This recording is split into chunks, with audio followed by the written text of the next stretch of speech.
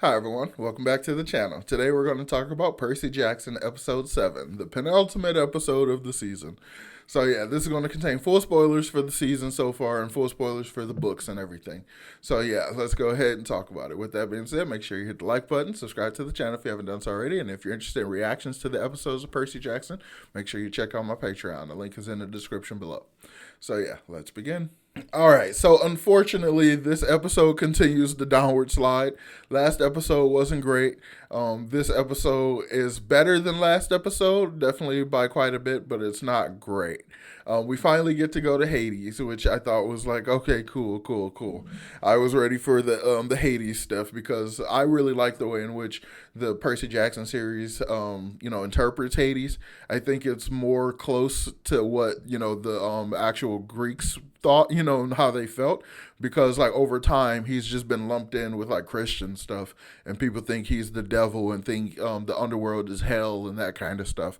So I can't stand that really lazy interpretation, and I'm really happy when they do the more interesting, nuanced interpretation. So I was really looking forward to all that stuff.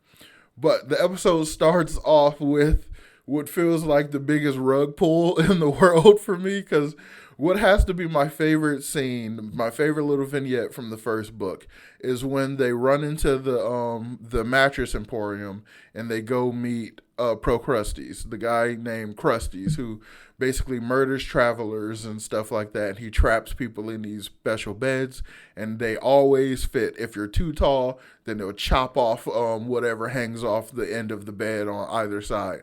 And if you're too short, then he'll stretch you out till you fit on the bed perfectly and stuff. And I thought it was just the creepiest kind of situation for them to run into, but it felt very reminiscent of stuff like the Odyssey. It felt very much like a classic Greek quest thing to me. So I really, really was into it, and I really liked it from the book a lot. So when we get the episode that opens up with that, after I had already kind of accepted that we weren't doing it because there was no episode with that chapter title, so I was like, okay, I guess we're not doing the Krusty's episode and stuff. So when the episode opens up with Percy going into the mattress store, I was like, yes, oh my god, we're finally getting it. We're getting the scene that I wanted. I was so excited. I was so happy. And then like I was like, okay, he's alone, which kind of sucks. And then I'm like, that's kind of weird. Why would they do the scene solo like that? And then like it kind of goes, and then they jump into this thing that they've been doing throughout the season that like is only now becoming so noticeable that it's starting to screw up everything for me. They do this thing where the kids know what they walk into before they walk into it, and some of the scenarios make sense to me. Most of it doesn't. Like there's some scenarios like going into Auntie M's like Guard Gnome Emporium. Like to me, if I see a bunch of stone statues anywhere, my brain thinks of Medusa, period. So if you live in a reality where Medusa is real and there's all these one of a kind, specifically unique sculptures and stuff that she has, it's very obvious that that's Medusa. So like it makes sense to know that that's Medusa. So that whole thing, like it makes sense for them to kind of go into it with some foreknowledge. But to me, it doesn't make a lot of sense. It makes sense for them to know about the lair of the Lotus Eaters, but it doesn't make any sense for me, in my opinion, for them to immediately see that casino and immediately know it's the Lotus lair.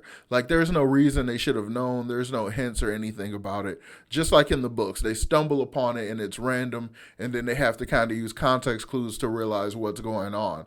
So even if they had foreknowledge of the place existing in terms of just knowing Greek mythology, it doesn't make any sense for them to know these places in real life that are clearly disguised and blend in with regular stuff. Like it makes no sense for them to immediately know, so I don't like that.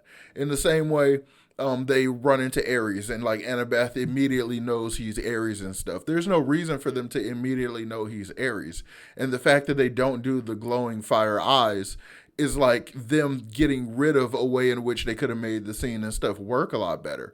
So like had they didn't, not know who the guy was, speculate who he is, like, sorry, we don't need help or whatever. Then he like lifts up his shades and then it's like glowing fire.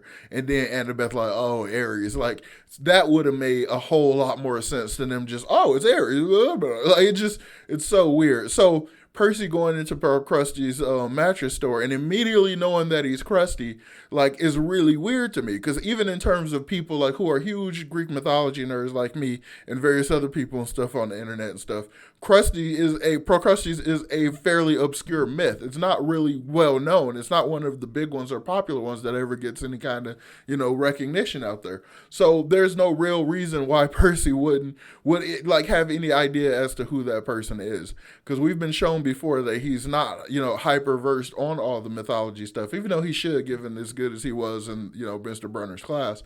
But like, even if he knows those obscure myths, there's no reason in the world for him to immediately associate it with these random locations. And then the way they play it with the idea that the entrance to the underworld is there, I'm like, okay, if you wanted to play it with that, then fine. But if you had if when they spoke to Hermes and when Hermes told him where the entrance was, if he was like, it's in Procrustes, his lair, so watch out for him when you're going. If they just had him explicitly say it, then that would have set up the scene, and that kind of would have made it make more sense. And the way it's filmed, it feels like there might even be a deleted scene where that happens, because it's not communicated well. And then they kind of go about the scene as a result of knowing everything about Procrustes. They go about it in this just like speed ramped kind of way. Like Annabeth immediately chops or throws him on the bed or whatever because she's wearing the invisibility cap, which they get so much more use out of it in the show than they did in the books. It's and they use it as a way to kind of censor everything too. So like, you don't actually get to see any of the true violence or anything. And then instead of in the books, it's kind of got a built-in censorship thing too, though, because when you kill the monsters, they immediately disintegrate. So there's no need for it to get gory or, particularly graphic or anything. So instead of in the books, which is an all ages, middle grades kind of book made for middle schoolers and stuff, they have Procrustes get tied down to a bed, and Percy uses his sword and chops his head off and dusts him, turns him into dust. So if a book aimed at younger children can do that, I don't see why a show that's aimed at like young adults would like opt to be less violent. Like to the point they just tie him up and then go run off and tell him, don't make me come back there and stuff. Like, it wasn't as funny as it could have been.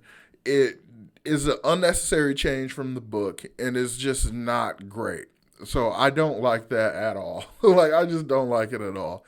And then there's this other thing.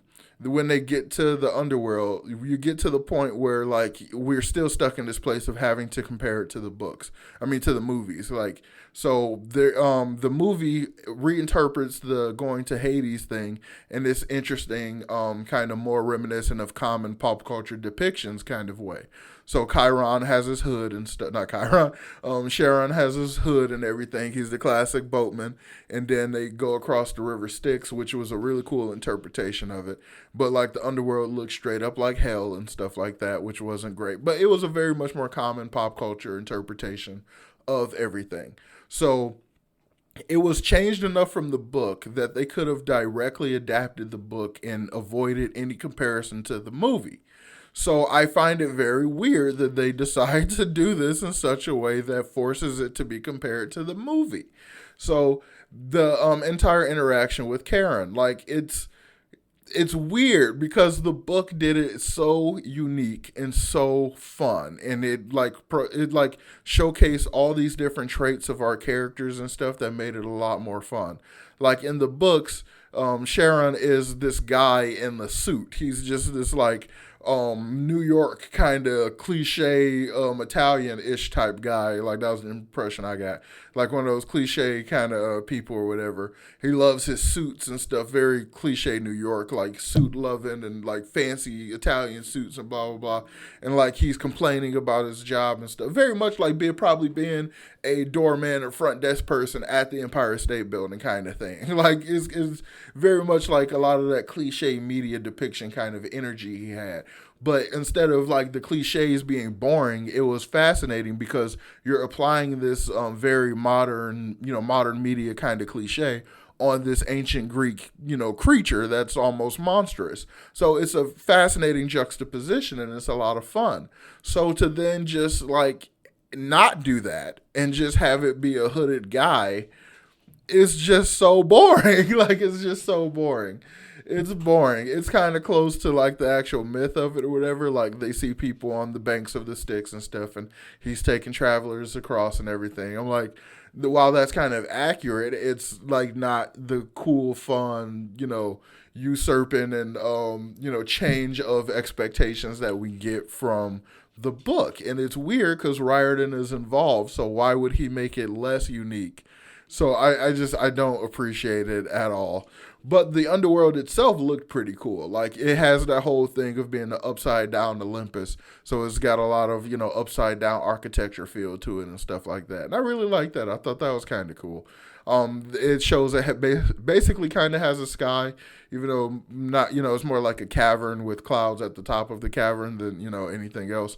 Because I've always interpreted the underworld, even though it's called the underworld, it's a separate dimension. So it's like, so I've always interpreted it like that. So like them making it very much a cavern underground is probably more accurate to what the Greeks were actually talking about. But still, that's kind of a nitpick because overall it was done pretty decent.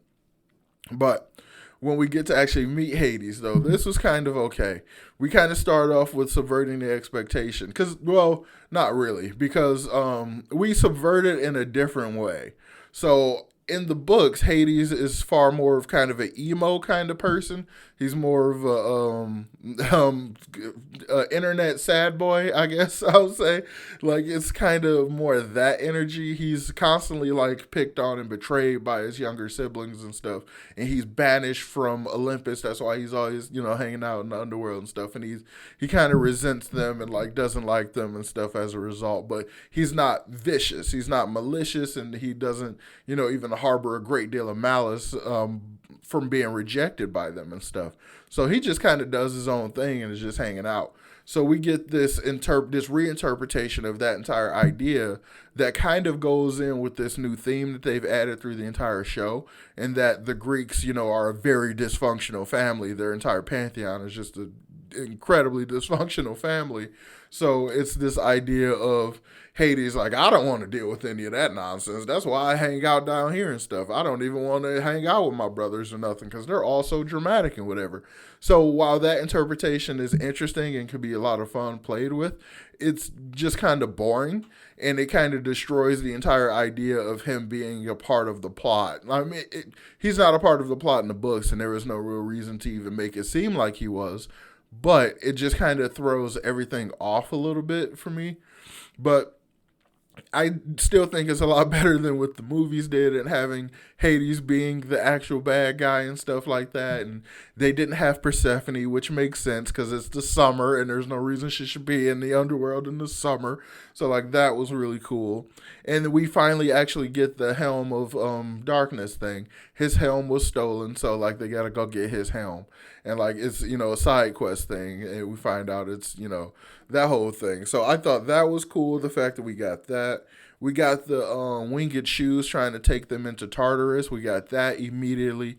That was done basically just like it was done in the book, except they find the Master Bolt right after that instead of finding it in Hades. When they were in Hades' palace, they realized it was in the bag, but now they realize it's in the bag before they go into the castle, which is weird. Apart from the fact that it's already weird that they claim that the quest is over and he ran out of time, but he's still doing this anyway.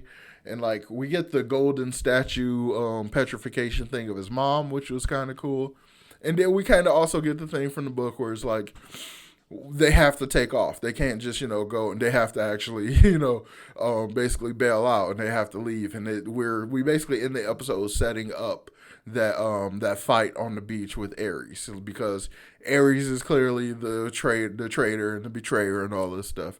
So we're also kind of doing this thing where it seems like the anger Percy has towards Ares is more organic about the manipulation and stuff, and not so because he gives off this just I want to fight aura, kind of thing. So that's okay, I guess. But overall, this episode wasn't great. The season is going to end with this next episode, and I honestly don't have very high expectations for it anymore. I was very much looking forward to this readaptation of the book because I thought Riordan would have been a lot closer to his original vision, but it seems like he wanted to take this opportunity to revise a lot of his old vision, and 20 plus years of perspective, he wants to change it and stuff, which sadly, in my opinion, is making it worse. Granted, The Lightning Thief as a book wasn't amazing. It wasn't much to write home about, as much as the series as a whole is when it all comes together. It's far more, something to write home about. But this is just, it's kind of disappointing me. I am really, really hoping the Avatar adaptation is much better. I heard the One Piece adaptation was great, so I'm hoping they can carry that kind of in. And I saw the Yu Yu Hakusho adaptation. While it was very, very, very rushed through what is 2 seasons of content, it was done pretty well, all things considered. So I'm just kind of hoping, like, fingers crossed for good adaptations. That's all I can say, I guess, because this one is definitely falling flat for me. I started the episode with so much excitement because I thought they were going to do my favorite scene ever, but then was remarkably disappointed with the way they changed it, and it basically that colored my impression of the rest of the episode. So yeah, these are my thoughts. So yeah, those are my thoughts on episode 7 of Percy Jackson and the Olympians. If you watched it, let me know in the comments down below. What did you think of the episode? Do you think they're starting to drop the ball on this adaptation? Let me know about it in the comments. And as always, make sure you hit the like button, subscribe to the channel if you haven't done so already, and check out the Patreon if you want to see reactions to these episodes. So yeah, I'll talk to y'all next time. Peace.